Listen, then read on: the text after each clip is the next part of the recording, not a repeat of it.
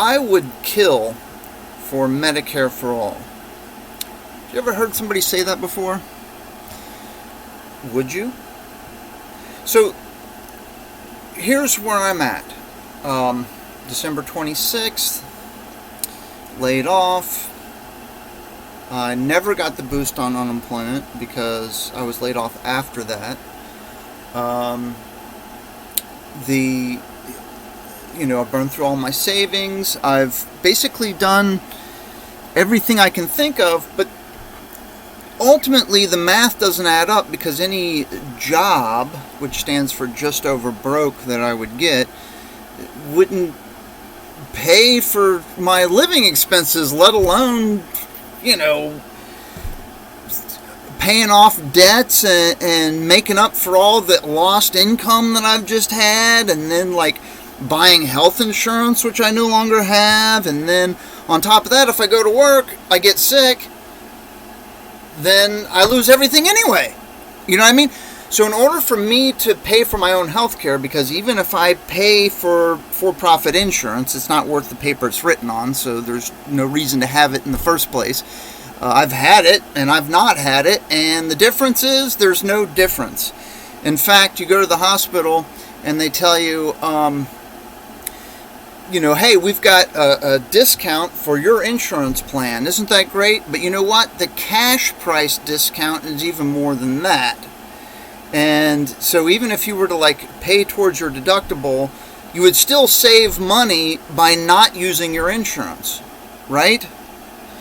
So the other thing is surprise billing is the only billing I've ever known. It's the only billing I've ever known.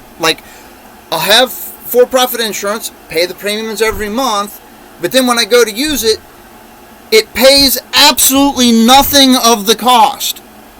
That's been my experience the entire time. Now, I had Medicaid, briefly after the 2008 housing crash, and I got laid off then. I'm in home improvement sales. And when that happened, I was at first they wouldn't expand Medicaid in the state under Obamacare, but then when John Bel Edwards got in, they expanded it. And what do you know? For the first time in my life, for a very brief moment, I actually had health care and I actually used it. It was fantastic. But of course, like all good things in my life, it's as soon as it starts to work for me, oh boy, that's working for Larry, the table guy. Ooh, we got to snatch that back, You want to think of me as a counter indicator. When I do well, watch out. When I start doing well economically, another shoe is about to drop. And so in the last year, I actually made more money than I've ever made in a single year of my life for 2019. And of course the system was like, what? Larry did that? Oh no! Bring out the mother of all bombs, destroy the entire global economy, unleash a global pandemic, do whatever you have to do to stop this, because when things get good for working class people like Larry the Table Guy, we got to put a stop to that. So they did. And so here we are. So, the math I'm looking at is, okay, no matter what, no matter if I work my ass off and I'm really super smart and I make all the best decisions, no matter what, I'm going to die broke. That's the profit maximization of this system. This system, the one equation that you must always keep in the front of your mind, at the center of your frontal lobes, is that income and profit are the same thing, and the equation for income and profit is revenue minus expenses. The difference between what it costs you to do something and what you sell it for, that's your income, that's your profit, right? Well, how do you maximize that? Well, this is how you do it. You buy labor at the lowest possible price you could possibly get, and then you charge the maximum price you possibly can, okay? And no matter how much you charge, no matter how much you make, you always want to keep expenses low. Okay? That's how it works.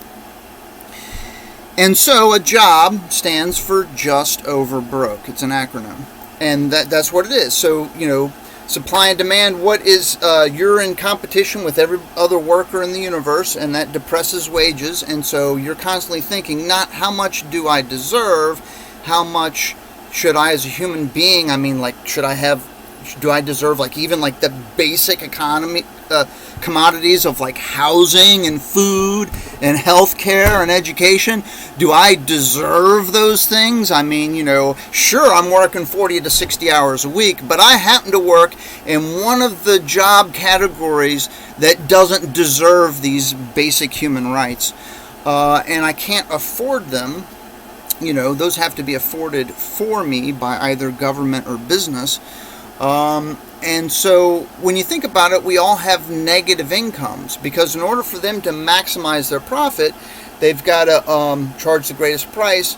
They want to extract the maximum amount of labor for the lowest possible price. They want to extract the maximum amount of labor for the lowest possible price, right? The logical fruition of this line of thinking is slavery, right? That has been the goal of aristocracy forever, right? And for most of human history, that has been the norm, right? By far the vast majority of human history, there's been the super, super wealthy who own everything, and the rest of us who have nothing. And we're, at the best, subjects, royal subjects, but in any event, the goal of aristocracy has always been and will always be slavery, and they've achieved it several times, and they're in the process of achieving it now. Only this time, they can actually replace us with robots. And so the left always gets blamed for, any setback in progress. The left gets blamed for because, us pesky humans wanting things like food and healthcare and shelter and clothing, us pesky humans with our human rights and freedom of speech and inalienable rights. Oh boy, we're just the worst, aren't we? And so when we demand things like Medicare for all and a Green New Deal, and hey, maybe we can, instead of defunding Head Start and infrastructure and healthcare and education and the space program and anything you can get your hands on, we defund the EPA, right? Defund all day long, right?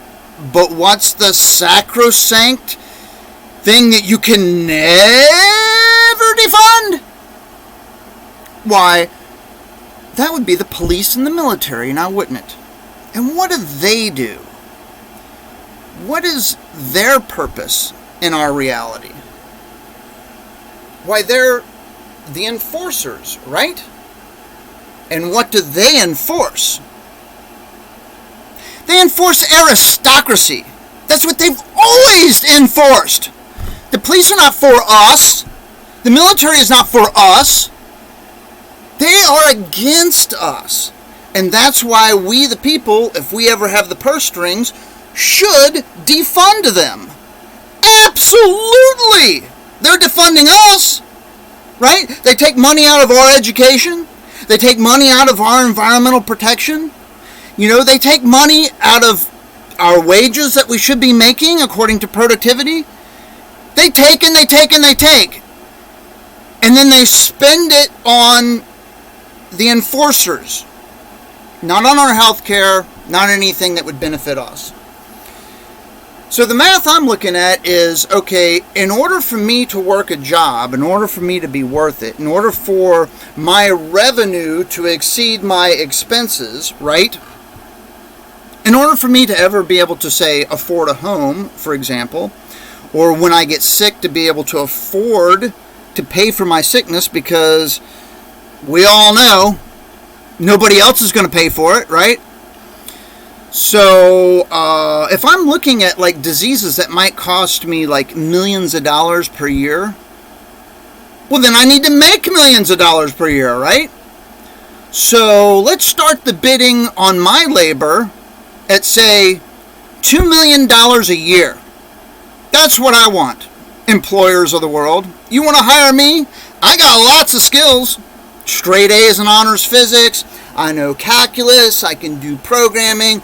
I do RV repair, mechanics, carpentry, sales. Pretty much you name it, I can do it. I've tried it. Video editing, now I'm going to try to do a Patreon once again for the umpteenth time, right? If you want any and all these skills, my asking price, $2 million a year.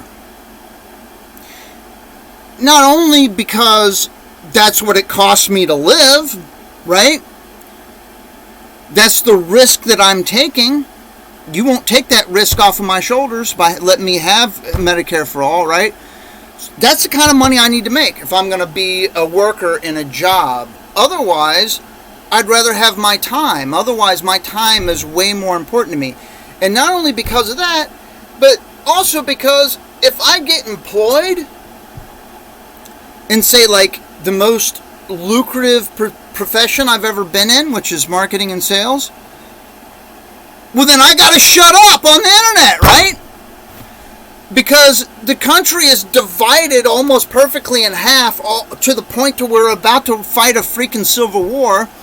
So if you pick a side, if you're a conservative or a liberal, well, then you lose half of the market on one side or the other, right? So if I come out and say, hey, I like poor people and I want people to eat, well, then suddenly I've just lost half the market, If I say, hey, I would be Christian, but I don't hate poor people enough, then I've just lost half the market. You know what I mean? I mean, these are truths that we all live with, that modern Christians hate poor people. I mean, just ask them. You ask them, hey, should the government pay for people to eat? No. Is that what Christ said? Should the government, we the people, pull our resources together to take care of the most needy? Should we be the ones to visit someone in prison, to heal the sick, to feed the hungry, to clothe the poor? I mean, should that be us to do that? Not according to modern Christians. So, just by being a human being in a democracy with a First Amendment, if I use that First Amendment to say anything that's true, I will be unemployable. But even if I was employed, I would still have a negative income. My expenses would still exceed my revenue because no employer is going to pay me, right? Not only what I'm worth according to my productivity, let alone that, but actually what I may actually need to not only survive but also to thrive. In order for me to be effective at anything, I have to have a positive vision of the future. And I don't have that right now. Okay? I don't see that. What I see in the near future is genocide of the working class. That's what I see. I see the replacement of all human labor, intellectual, physical, otherwise, by robots and computers within the next 2 years. And in fact, if you really look at it, it's already happened. It just hasn't been implemented yet. And so, in my last remaining, year or so of life on this planet, is earning money what I should really be doing right now? In this ever-ending rat race where all I do is make ever more money for already wealthy people so that I can get my tiny fraction of a cut from it, Like, I was talking to a conservative the other day, and that's one of the things I'd like to use this channel for, actually, is to debate conservatives. I mean, that is the main thing that I would like to achieve here. But, I was talking to a conservative the other day, and he was like, and I was like, hey, I've got all these skills, but they're not worth enough for me to actually sell them in the labor market. It's just not worth enough, When I do the math, I'm kind of having the same conversation with him that I'm having with you now. And it's like, really, I need to start at like $30 an hour. It's like 15, like I need at least twice that. 15 should definitely be the minimum, and probably 30 should be the minimum wage for everyone. Because when you do the math, it's just, and he called me an elitist, right? Like the fact that Jeff Bezos or Bill Gates or somebody like that, should have to take a haircut, should have to pay their fair share. Well, that's offensive, that's unfair, right? That's unfair to punish success like that. And why, you'd kill jobs and all the kind of stuff that's not true. Like, there's been no study ever that has ever shown that raising the minimum wage kills jobs. In fact, quite the opposite has been shown over and over again. So, conservatives, they have these religious beliefs.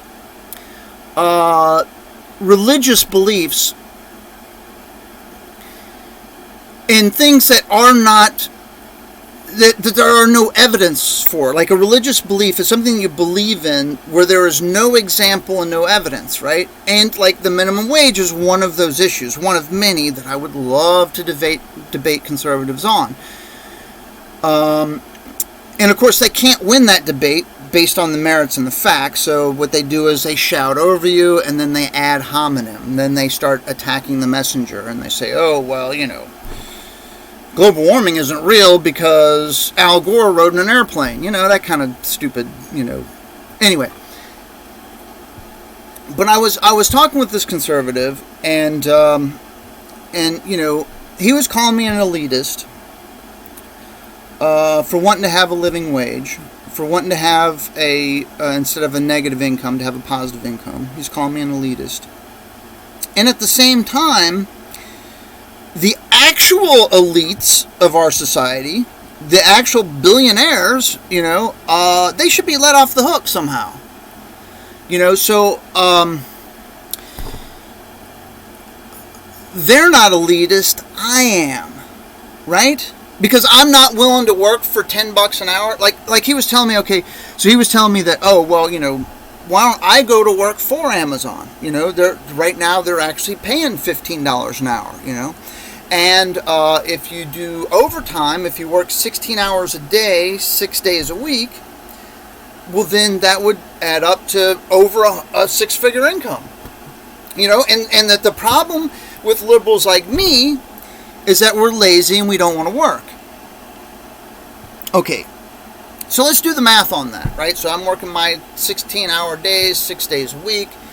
And get about halfway through the year, and I'm like, wow, $50,000, and I'm saving money, and I'm maybe making a down payment on a house or something, and, oh, wait, you can't do that because you have to work at least 1 year in a job, and in sales, you got to work at least 2 years in a job. Even if you're making a six-figure income, you got to work that job for 2 years before the bank will consider that income. But anyway, I digress. So I'm doing this, I'm meeting my life goals, yeah, man, and I'm doing that, and I'm beating the robots, right? And all the robots are like, running around trying to do things faster than me, but I'm beating them. I'm getting my times down, and I'm doing the repetitive motion so fast that the robots can't keep up. Whoa, it's so fantastic! And then I get injured, and then I lose everything, including my job and my health insurance and everything, and it's all gone. And now not only did I lose everything that I just earned, but now I'm in this incredible medical debt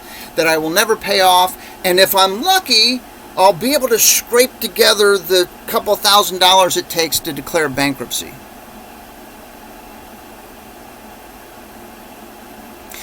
So, best case scenario, I end up at 0. Best case scenario, I die with no debt. And I'm a winner, right? So, that's where I'm at. So, am I willing to die for and perhaps kill for universal health care, Medicare for all? Well, you would think, Medicare for all is a way to save lives, right? So killing for that cause seems kind of counterintuitive, right? That would be kind of like someone who's against abortion because you're murdering babies. I'm going to save lives by murdering the abortion doctors and nurses. So I'm going to kill people to save people, right? We've got to destroy the village to save the village, right? So, well, I don't know, maybe Spock with the, the needs of the many outweigh the needs of the few or the one. Sounds kind of socialist, doesn't it? Well, anyway, they're killing us. This is genocide. We have to fight back. I'm not sure what form that will take. And violence is not only defined by killing or injuring people. These days, if you spray paint on a wall, that's called violence. If you throw a brick through a window, property, you do damage to property, not people, property, that's violence, right? Now, you can pollute people's water and give them lots of cancer. Oh, that's not violence. That actually kills people, but it's not violence, somehow. Pollute their air, same thing. People living in Norco, Louisiana, next to the refineries, super high rates of cancer, highest rates in the world. But we're actually killing those people, and at the same time, we don't allow them to have health care. If that's not genocide, what the hell is it? What else would you call that? The mass murder of a lot of people on purpose, I think, is the definition of genocide. And so, when you put a coal-burning power plant right next to an inner city, poor and mostly black elementary school, and it causes all kinds of learning disabilities, disabilities in general, and health impacts, and actual death, very high rates of asthma. Oh, that's not violence, right? It's only violence when it's against rich people and their property.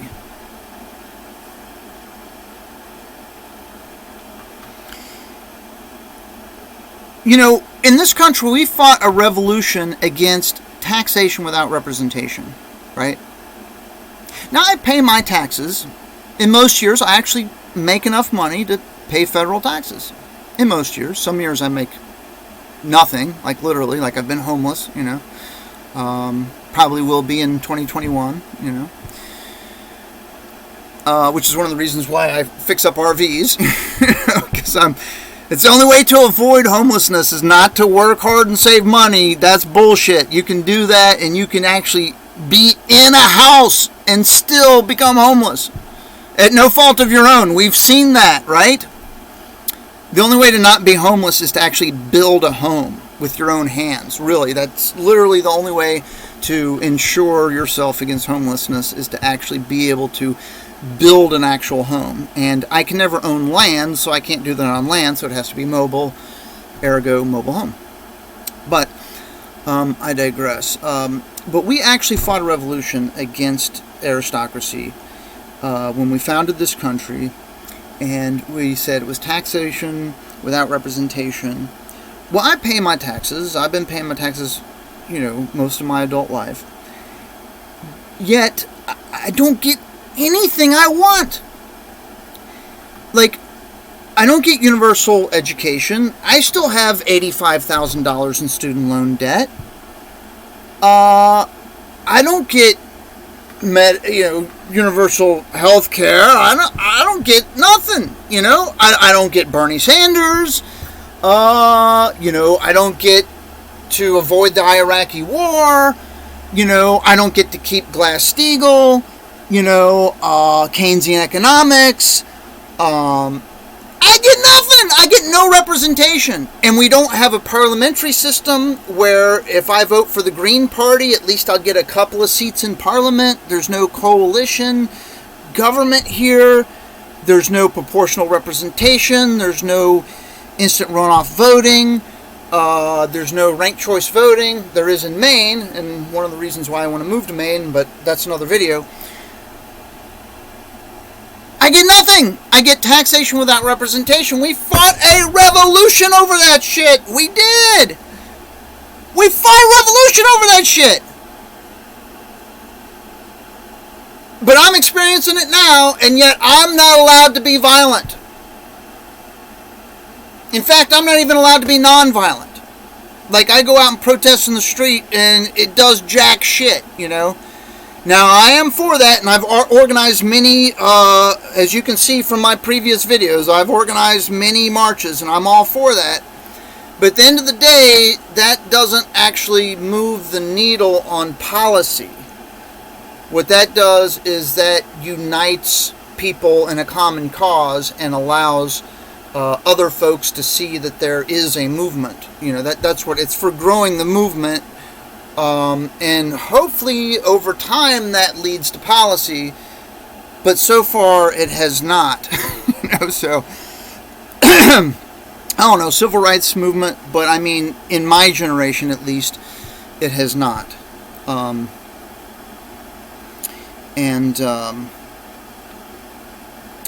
voting revolution has led to some identity gains, LPD, the alphabet people. I mean, that's fantastic victory in my age, which I'm all for. MaleLesbian.org, from 20 years ago when I did that website. But anyway, once again, I digress. Okay, so this is why you should support this channel and me personally, so I can continue this mission. Is because without you, I am dead. And I would really like to continue to exist in this plane of reality so that I could bring my skills to bear for the movement. I have devoted my life to a pursuit of knowledge rather than a pursuit of money. And that has been ultimately my undoing. If I would have been just another greedy white male, greedy bastard, then I would have at least had a chance of clawing myself up by stepping on the heads of others in my own class to, climb that corporate ladder and sell out my soul for, the trophy everything, But anyway. And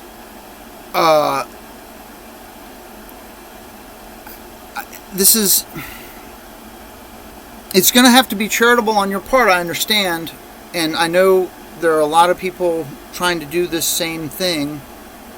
And, maybe there's not enough money in the working class to save me. But I don't think that actually, at this point, I don't think that actually selling out and selling my soul to the man will actually save me for the reasons I've just stated. Maybe it will prolong the inevitable, but at the end of the day, I'm going to end up in the same mass grave as the rest of you. And when the drones come to machine gun us down, about all I want out of life at this point is that when I get machine gunned down by that drone, that it will have been a life worth living, that I'll have an honorable death. That's about the most I can hope for, and maybe you could prolong that fateful day with your monetary support, although I really don't agree. I think money is a very bad idea, but it's a necessary evil at this moment in history. Hopefully we'll be in a Venus Project world in the next couple of years, and we won't have to worry about this anymore. But in the meantime, I need to get to higher ground. I need to build a compound. I need to get my RVs there and start building I need to capture the factors of production. I need land, capital, resources, labor. When I capture and it doesn't necessarily have to be with money, and I can get to that in future videos. It's so hard. Like, I wanted to make a 10-minute video to explain what I'm doing and why it's important, but I just can't, because the universe is just too complicated. I just can't. And it has to be done one shot through with no edits in order for you to know that it's sincere. So I know this is long, and I've probably lost most of the audience by now, but I don't see any shortcuts. I have to capture the factors of production. I have to own the factors of production for myself, and then share them in a worker-owned cooperative type structure. And I don't have those resources at present, and that's where you come in. So support my Patreon. Maybe we can become a countervailing force that won't require our death for progress. I'm not guaranteeing that, but I'm taking a Hail Mary pass at this. I'm going to try.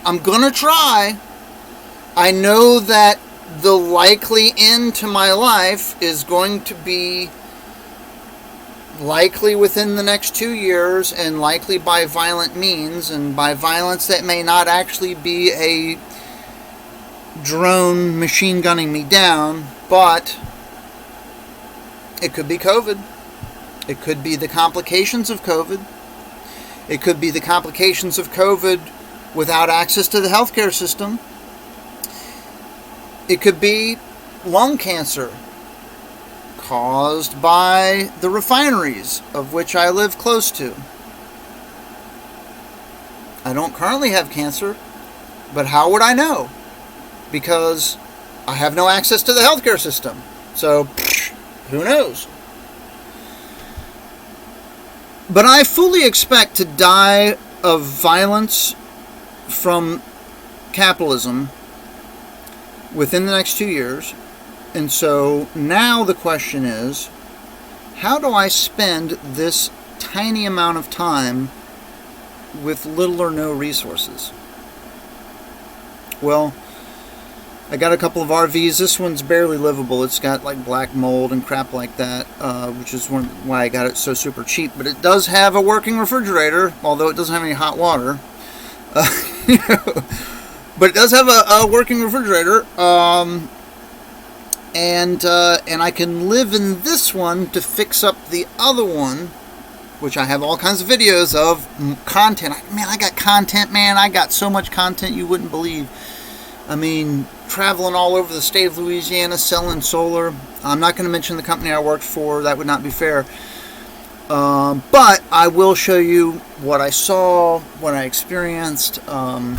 There's, I got content, okay? The marches that I organized, the RV fix-up videos, the life hacks, daily commentaries of what's going on in the news. I mean, I've got content. And in fact, when this shit goes down and I'm nearing the end, I can see that there could be some very dramatic moments in my future in the next couple of years. That if I could get those things on video, could produce some internet traffic. However, I know that at the same time, YouTube is I know they're going to demonetize me, they're going to delist me, and the algorithm is going to work against me. And so, I have to go the Patreon route and kind of grow this organically by word of mouth, and, those kind of things. But if this does work out and I get my compound where I can, in a rural area, hopefully in Maine, where I can, build out from the ground out, worker-owned cooperative that can compete with and work within, and then from without, and then eventually take over the current system. That's, the ultimate goal. Of course, that's a generational struggle that I probably won't, which I pretty much know I won't live to see, but I would like to at least get it in motion before I, leave the planet.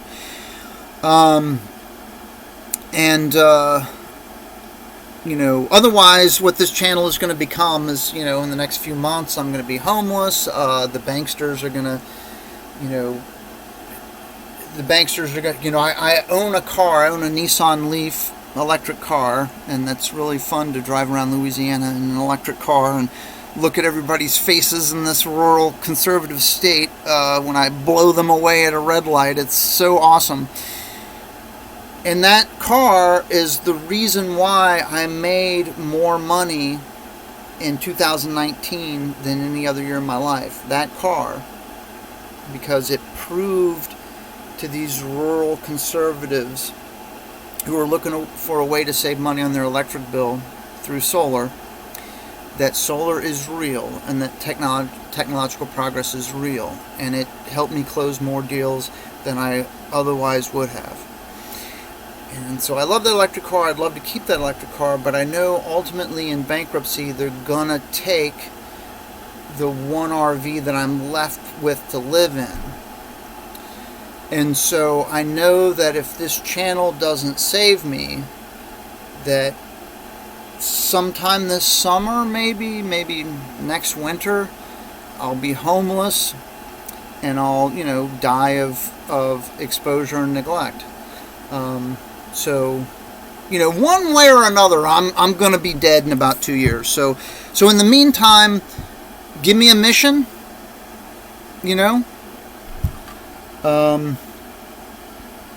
it's all set up at tabletv.net, I need patrons, and it's mission critical. So, anyway, 40-minute video. When I started this rant, unscripted, it's just stuff that's just built up in me, and now on the 26th, with this deal falling through, and it's Lucy in the football. No help is coming. They've been playing this game for 9 months now. Ooh, you're gonna get stimulus. Oh, no. Ooh, here comes the stimulus. Oh, no. Oh, yeah. Oh, yeah. And there's always some excuse, right? There's always some excuse why the working class always gets left out. Oh, the banksters blew up the global economy. Oh, COVID. Oh, blah, blah. It's always some excuse. Oh, we can find money for the military. Nanosecond, no problem. We can find money to bail out the banksters and the super rich who caused the problem in the first place. Nanosecond. $6 trillion, no problem. Cha-ching, no problem. We get $500 billion one time. We get our $1,200 check. We ain't getting nothing else. That was it. Oh, you're going to get this. Oh, no. Oh, jump a little higher. Oh, you didn't jump high enough. Oh, it's your fault. You didn't jump high enough. Oh, you weren't smart enough, and you didn't work hard enough, and you made the wrong decisions. Like deciding to go to college when you were 18 years old. Oh, you're such a loser for making those poor decisions of trying to educate yourself to get skills to make yourself marketable in the economy. Oh, what an idiot you are. You deserve poverty. Well, yeah, I guess you're right. So, I'm going to live out the remainder of my days, the next 2 years, in poverty. And if you watch this channel long enough, you'll see me die. Have a great day.